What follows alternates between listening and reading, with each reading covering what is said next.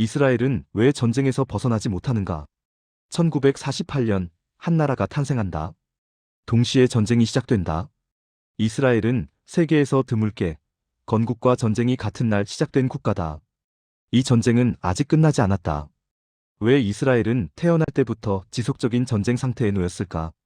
그 갈등은 단순히 종교 문제도, 단순한 테러 문제도 아니다.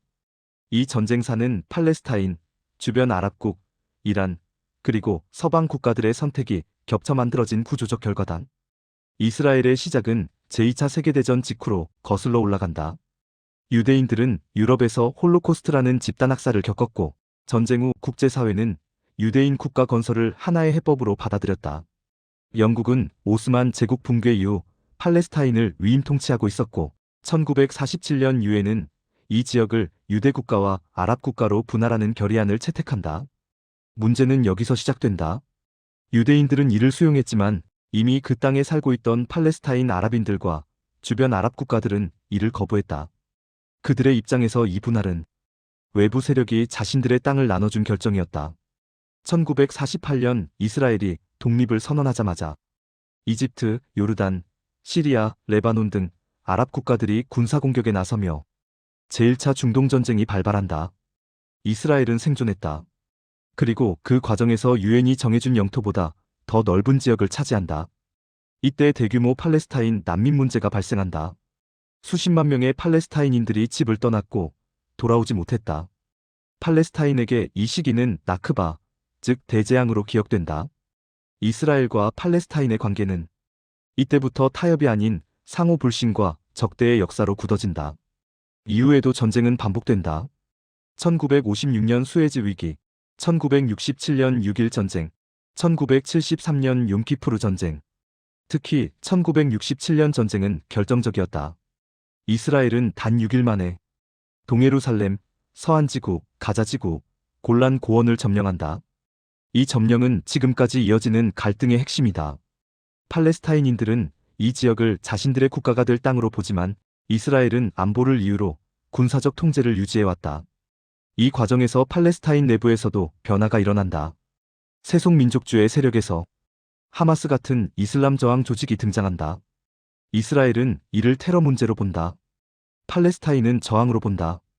이 인식의 간극은 아직도 좁혀지지 않았다. 그러나 이스라엘의 전쟁사는 팔레스타인만으로 설명되지 않는다. 여기서 이란이 등장한다. 1979년 이란 혁명 이후 이란은 공개적으로 이스라엘을 적대시한다. 이스라엘을 존재해서는 안 될 국가로 규정한다. 이란은 직접 이스라엘과 전면전을 벌이진 않는다. 대신 헤즈볼라 레바논, 하마스 가자지구 같은 대리 세력을 지원한다. 이스라엘 입장에서 이란은 단순한 적대국이 아니라 국가 존립 자체를 위협하는 전략적 적이다. 특히 이란의 핵개발 의혹은 이스라엘 안보 전략의 핵심 공포로 자리잡았다.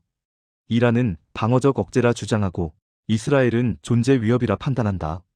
이 갈등 뒤에는 항상 서방 국가, 특히 미국이 있다. 미국은 건국 초기부터 이스라엘을 승인했고 현재까지도 군사외교적으로 가장 강력한 후원국이다. 이는 단순한 동맹 이상의 의미를 가진다. 이스라엘은 중동에서 서방의 전략적 거점이자 정보 동맹국이다.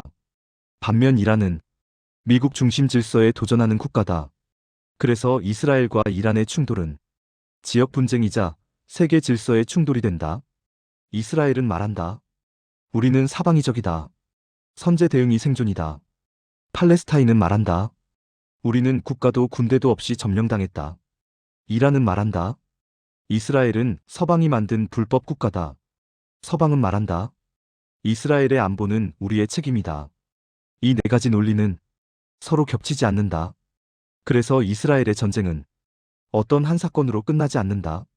전쟁은 멈췄다 시작하는 것이 아니라 항상 진행 중인 상태다.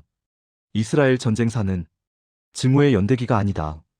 공포, 생존, 기억, 선택이 누적된 결과다.